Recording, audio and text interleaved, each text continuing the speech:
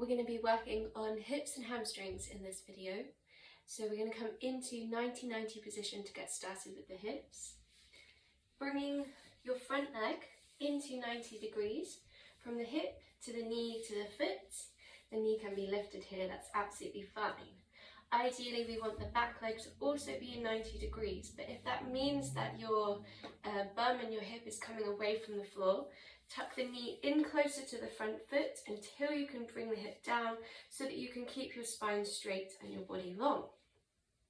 You're then going to take one hand down either side of your foot and your knee, just for a little bit of support, and starting to lean forwards, almost like you're doing a press up, going as far as you feel like you can without lifting your bum away from the floor, and then coming back up. And we're going to do this a few times.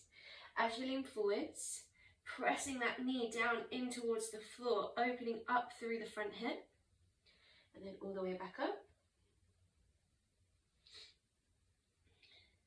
Taking your time to notice where the tightness is, whether it's into the hip, into the glute muscle, maybe you feel it into the hamstring.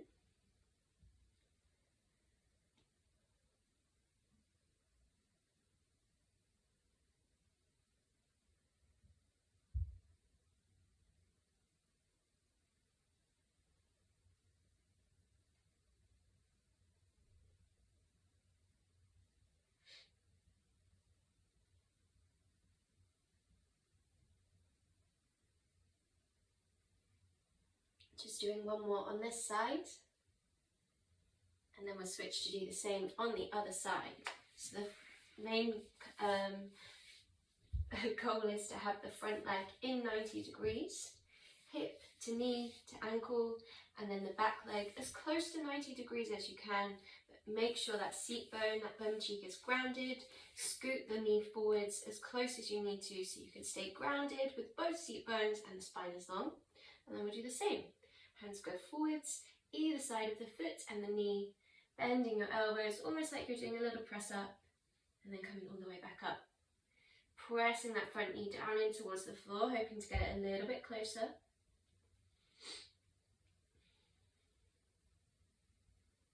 Only leaning as far forwards as you feel like you can without lifting the back bum cheek or hip away from the floor.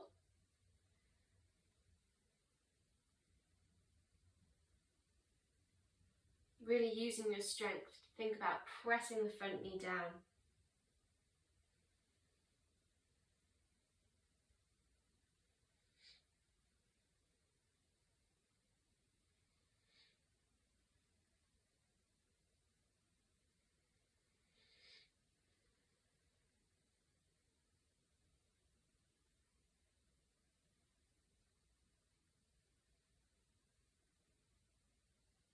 Just one more here.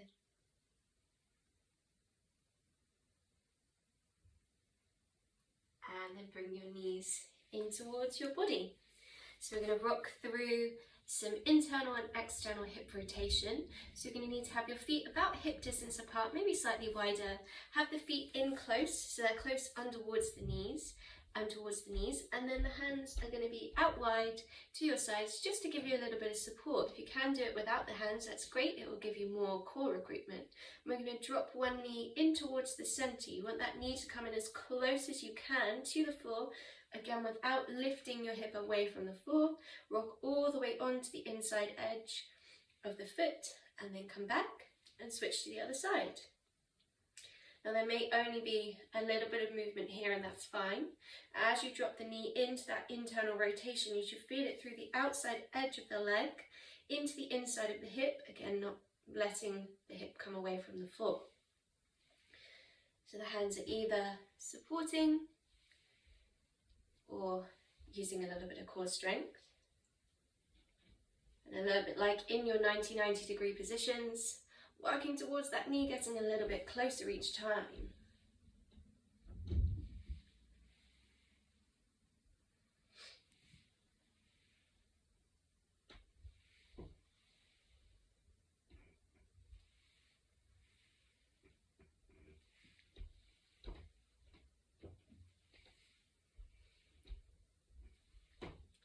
Let's do one more on each side.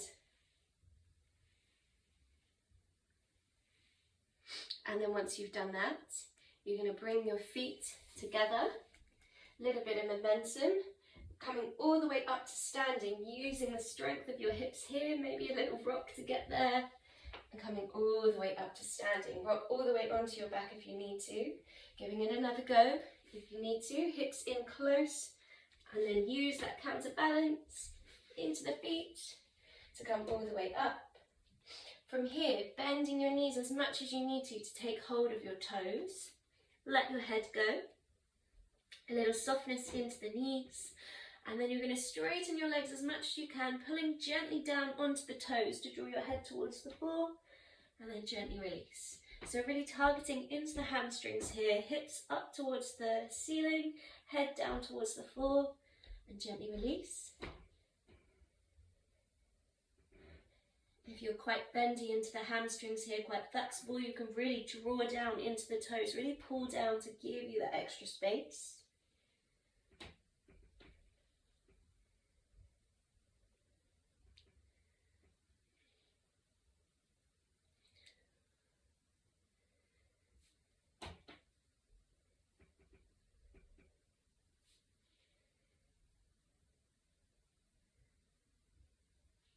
Just 2 more here. Nice big stretch up with the hips. Release through the hamstrings, draw down. And then 1 more. And then make your way up to standing. And again, bringing the feet back together. We're going to come back down the same way that we came up. So bend your knees, push the hips back, lean forwards using the arms to counterbalance. See if you can get your hips as close towards the floor as you can. Try not to part the knees and cheeks on the way down as you bring your weight all the way down towards the floor. We're going to come into our first deeper stretch now. So bring the soles of the feet together, bringing the heels in close to the hips. You can either lace your fingers around the toes, or you can bring the hands to the ankles, drawing up through the spine, making sure that you're tall, not hunching over, and then a little lean forwards. You should feel it into the adductor muscles, opening out into the thighs. As you lean forwards, it might feel good to bring the elbows inside of the legs, so you can almost use that strength to open the knees out more. Always just noticing where you feel it and any differences that you have each time. Sometimes you'll feel it in exactly the same place every time. Sometimes you feel it somewhere different. It's always good to know these things. Sometimes it can be due to injuries or different tightness in other areas of the body. Good to be aware.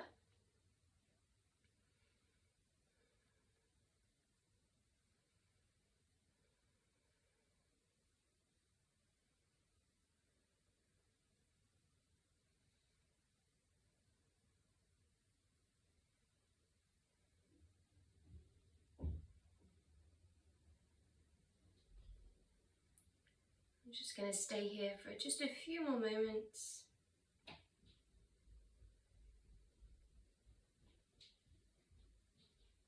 And then releasing out of that stretch, we're going to come into a tabletop position, ready to come into frog pose.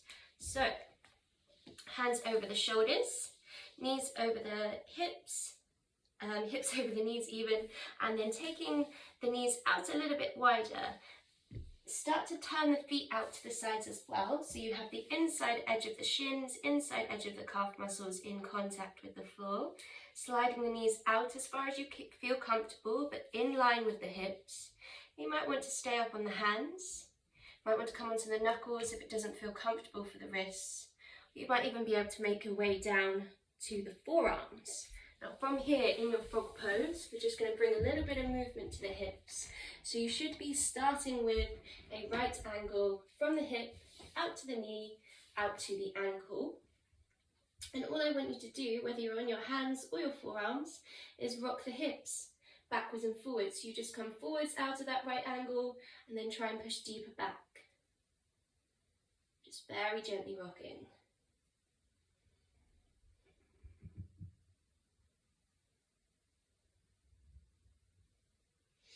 Again, always noticing where you feel it. Any differences between each side of the body. This is a deep stretch into the adductor muscles. Stretching out those glute muscles as well.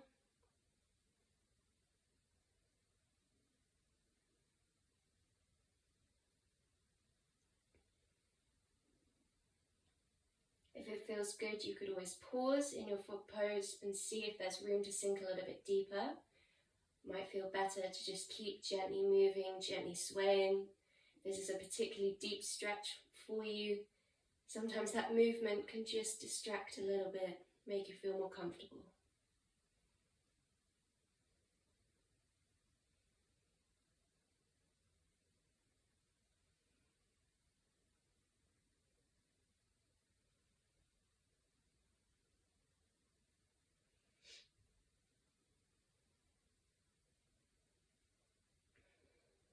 Just coming back into the center of your frog pose here, just a little pause. And then if you're down on the forearms, making your way back up. And start to scoot the knees back in towards the center, coming back into your tabletop position. And we're going to find pigeon pose now. So, knee out towards the front wrist, foot out towards the other side if you have a mat. The more parallel that you have your shin with the top of your mat, the more of a right angle you have, like in your 90 degrees, the deeper that stretch is going to be. The more you tuck your foot underneath the body, the more support you'll have. So find what works for you here, making sure that you have both seat bones pointing forwards, not sitting down into one side of the body. You should never have any pain in your knees. So if you have those two things, hip bones forwards, no pain into the knee, then you can go anywhere from there. You could stay up onto your hands. You could choose to come down to the forearms. If you want to add something a little bit extra into this for a deeper stretch, you can bend the back leg and catch the foot, and that will also stretch your quad muscles and your hip flexors. There's your choice though. You could choose just pigeon, or you could choose the pigeon quad stretch variation. We're going to take a little pause here. Take your time. Never forcing the body anywhere it doesn't want to go. You should always feel relaxed even into the deeper stretches. So really take your time to sink into it.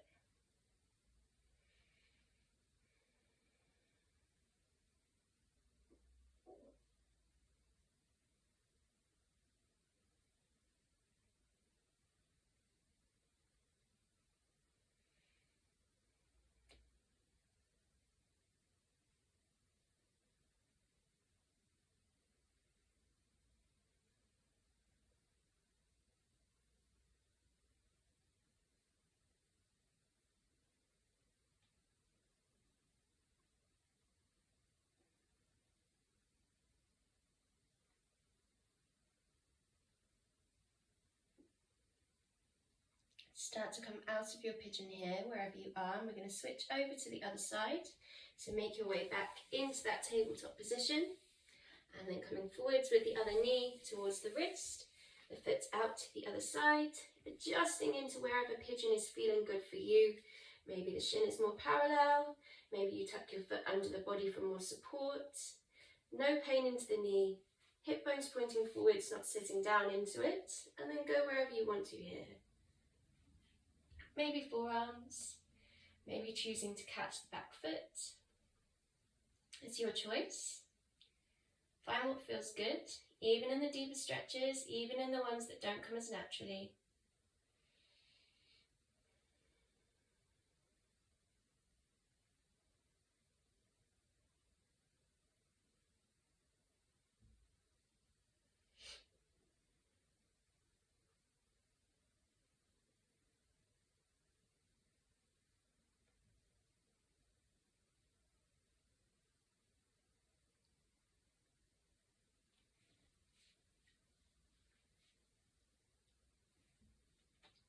Maybe taking some time to notice the differences that you feel on this side to the other.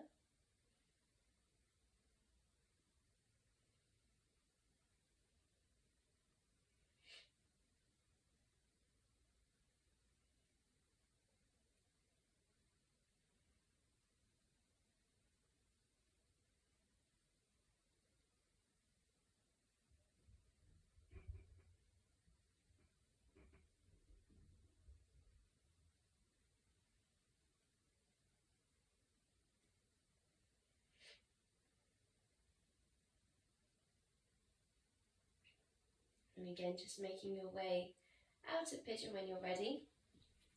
And we're going to come round to lying down. Have your knees bent. Soles of the feet on the floor. Stretch one leg up towards the ceiling and lace your fingers behind your thigh or your calf muscle, drawing that leg in to get a lovely stretch through the hamstrings now. If you want a little bit deeper stretch, you can stretch the other leg out towards the floor as well. Your choice.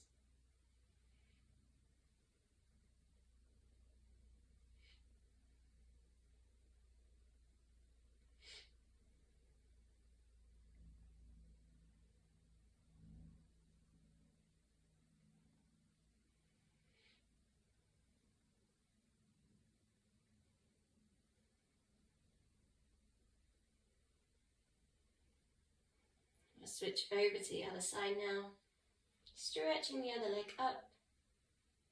Place your fingers behind your thigh, your calf muscle, draw that leg in towards the body. Maybe stretching the other leg out if you want a little bit more deeper stretch. Maybe keep that knee bent for a bit more support, it's your choice.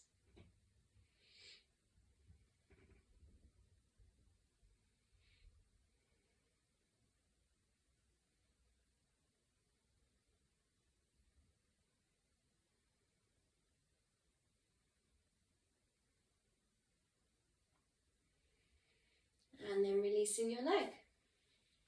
Well done.